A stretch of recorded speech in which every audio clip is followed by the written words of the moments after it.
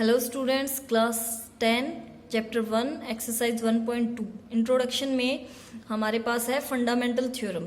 So exercise 1.1 में हमारे पास थी यूक्लिड्स डिवीजन एल्गोरिथम था। तो वो क्या था? एचसीएफ को कैलकुलेट करने का या रिप्रेजेंट करने का एक न्यू मेथड जो कि हम 10th क्लास में सीख रहे हैं। सो फंडामेंटल थ्योरम क्या है?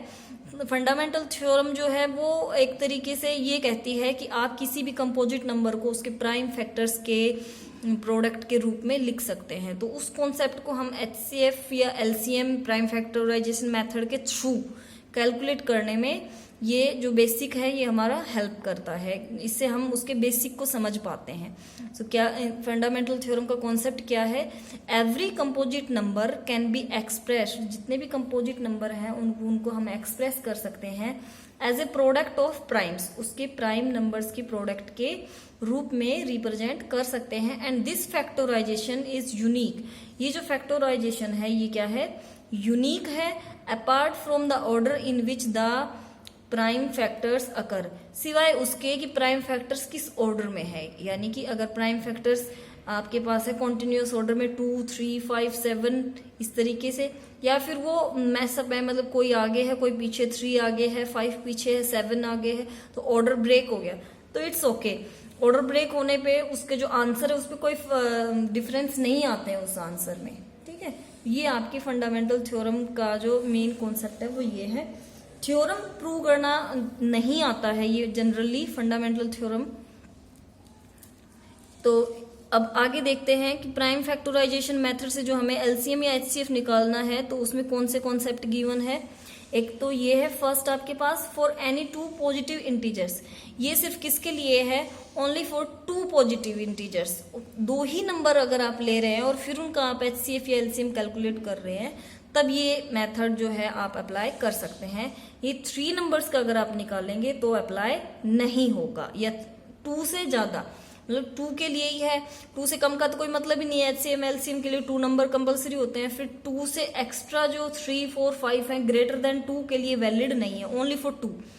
तो क्या कह रहे हैं कि अगर आपके पास कोई भी 2 नंबर है ए एंड बी, तो HCF of A B multiply LCM of A B किसके बराबर होगा? ए मल्टीप्लाई बी के बराबर होगा। ए और बी क्या है? कोई भी 2 नंबर पॉजिटिव, तो उनके प्रोडक्ट के क्या होगा? इक्वल होगा। This is hold only for HCF and LCM of only 2 numbers. ये सिर्फ जो ये कॉन्सेप्ट है ये सिर्फ किसके लिए होल्ड करता है? Only for 2 numbers. For HCF और एलसीएम कोई भी 2 नंबर का हम निकाल रहे हैं। ठीक है, तो अब देखना ये जो चीजें हमने पढ़ी हैं इसको हम कैसे यूज कर सकते हैं, क्या है ये जो एग्जाम्पल 5 है इसमें समझ में आएगा कि जो ये हमने जो स्टार्टिंग में जो थ्योरम पढ़ी फंडामेंटल थ्योरम ऑफ अर्थमेटिक, ये एक्चुअल में क्या हम इस कॉन्सेप्ट को कैसे यूज कर सकते हैं डायरेक्टली। ये चीज क्या है कि इसमें यूनिक प्राइम नंबर्स होते हैं, इसमें ऐसा क्या नया है? ये चीज तो हमने पहले भी पढ़ रखी है, तो इसमें अब नया क्या है या इस कॉन्सेप्ट को हम किस तरीके से अब यूज करने वाले हैं। ये बात तो आपको पहले भी पता है कि जो कंपोजिट नंबर हैं उनको हम प्राइम फैक्टराइजेशन करके और उसके प्राइम फैक्टर्स लिख सकते हैं। ये बात तो पढ़ रखी है। प्राइम फैक्टर्स आपने निकाले भी हैं बहुत सारे पहले जूनियर क्लासेस में। तो पहले एग्जाम्पल 5 देखते हैं, फिर समझ में आएगा कि हमें क्या करना है। देखो एग्जाम्पल 5 में क्या लिखा है? Consider the number 4 raise to power n। आपको कोई भी एक नंबर कंसिडर करना है 4 raise to power n, where n is a natural number. जहां पे n क्या है? n एक नेचुरल नंबर है।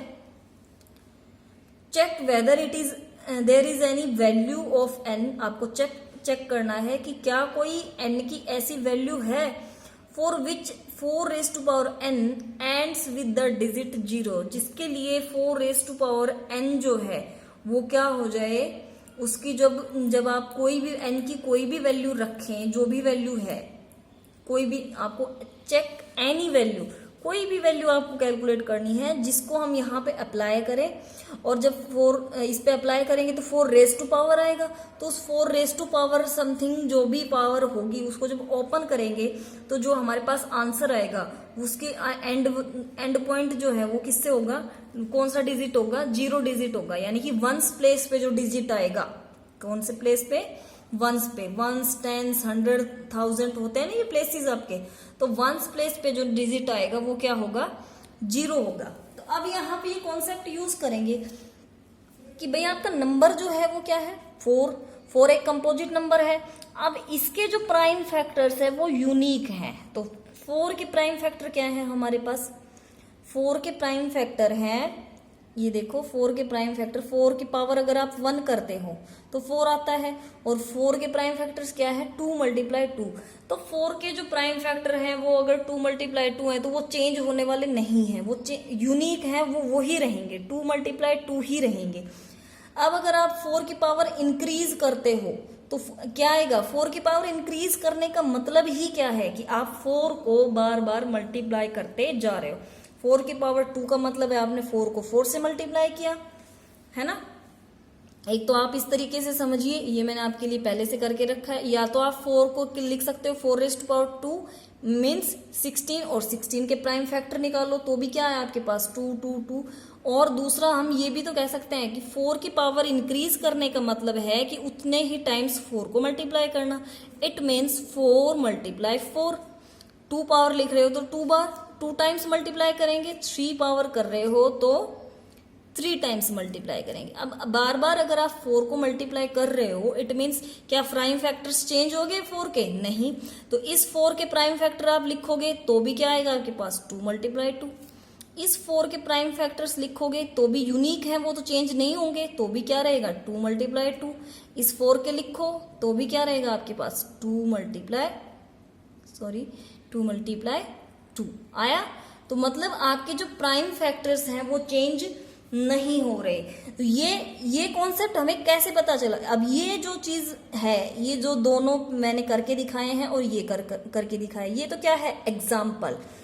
डायरेक्टली 4 के जो प्राइम फैक्टर है वो 2 × 2 और वो चेंज नहीं होने वाले हैं। ये बात हमें कहाँ से पता चल रही है, यहाँ से। ये जो चीज हमने पढ़ी है, फंडामेंटल थ्योरम क्या कहती है कि कोई भी कंपोजिट नंबर है तो वो अब उसके प्राइम फैक्टर्स के रूप में एक्सप्रेस कर सकते हैं, और वो फैक्टराइजेशन क्या होता है, यूनिक होता है, चेंज नहीं हो सकता। तो यहाँ से हमें पता चल गया कि 4 के फैक्टर्स तो वही रहेंगे जो हैं, यानी कि 2 × 2। अब कह रहा है कि आपको n की कोई ऐसी वैल्यू कैलकुलेट करनी है जिससे कि ये डिजिट 0 से एंड हो जाए। भाई 0 से अगर कोई नंबर एंड हो रहा है तो कंपलसरी कंडीशन क्या है, 0 कब आता है हमारे पास, 0 जब आता है जब हमारे पास प्राइम फैक्टर में एक तो 2 होता है और एक 5 होता है, तब हमारे पास आता है 5 × 2 = 10।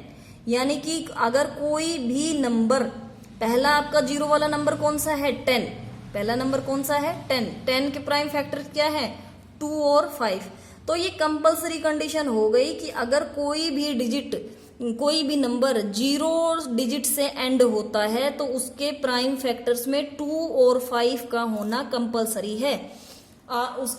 उस नंबर के प्राइम फैक्टराइजेशन करते हैं आप और प्राइम फैक्टर्स निकालते हैं तो उसमें 2 और 5 होना चाहिए। अब जो ये 4 है, 4 को आप कितने टाइम्स इसकी पावर इंक्रीज करते रहो, कितनी भी n की आप कोई भी वैल्यू रखो पॉजिटिव नंबर्स में, 4 उतने ही टाइम्स मल्टीप्लाई हो जाएगा। तो 4 के प्राइम फैक्टर्स चेंज होंगे नहीं, बढ़ते जाएंगे लेकिन चेंज नहीं होंगे। और 4 के जो पावर्स कोई भी आप ले रहे हैं और वो बढ़ते जा रहे हैं तो उसमें ये 0 की पॉसिबिलिटी कहाँ होगी, वहां पे जहां आपके पास 0 आपको बताना है कि कहाँ आएगा। तो 0 की पॉसिबिलिटी तो तभी है जब इन प्राइम फैक्टर्स में एक प्राइम फैक्टर क्या हो, 5 भी हो। लेकिन यहाँ पे सारे 2 हैं लेकिन 5 नहीं है, तो क्या 5 कहीं से आ सकता है, नहीं आ सकता। क्यों नहीं आ सकता, फंडामेंटल थ्योरम कहती है कि यूनिक होते हैं और वही होते हैं, चेंज नहीं हो सकते। तो ये 2 2 है तो 2 2 ही रहेंगे, अलग से 5 इसमें नहीं आ जाएगा। और ऐसे ही 10 के लिए 5 का होना बहुत जरूरी है और 2 का होना भी जरूरी है। तो ये तो कंडीशन मैच नहीं हो रही आपस में। तो डायरेक्टली हम इस क्वेश्चन को लिख सकते हैं, so if 4⁻n ends with 0 it must be divisible by 5। अगर ये 0 से एंड हो रही है तो ये मस्ट है, कंडीशन मस्ट है ये कि वो किससे डिविजिबल होनी चाहिए, 5 से डिविजिबल होनी चाहिए, ठीक है, और 2 से भी होनी चाहिए। तो 2 से तो हमारा नंबर पहले ही है, तो इसलिए मैंने सिर्फ ये क्या लिखा है, 5 के लिए लिखा है। Means 5 must be in the prime factors of 4⁻n। तो तो 4 रेज टू पावर n के प्राइम फैक्टर्स में 2 तो है ही, ये तो देखने से पता चल गया। 5 भी उसके प्राइम फैक्टर्स में होना चाहिए, ये मस्ट है। But there is no factor as 5, लेकिन यहाँ 5 के जैसा कोई भी फैक्टर नहीं है। आप चेक कर रहे हैं कोई फैक्टर 4 की का जो प्राइम फैक्टर है उसमें 5 नहीं है। Thus there is no value of n, इसलिए n की ऐसी कोई वैल्यू नहीं है for which 4 raise to power n ends with digit 0, कि जो 4 रेज टू पावर n है वो एंड हो जाए किससे, विद डिजिट 0।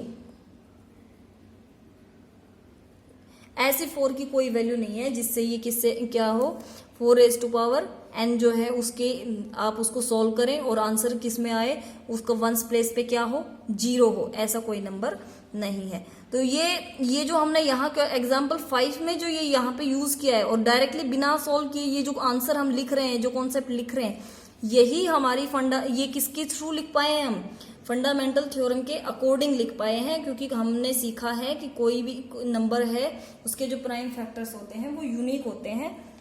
ठीक है, तो ये हमारा इंट्रोडक्शन था। अब हम एक्सरसाइज जो है वो नेक्स्ट वीडियो में करेंगे।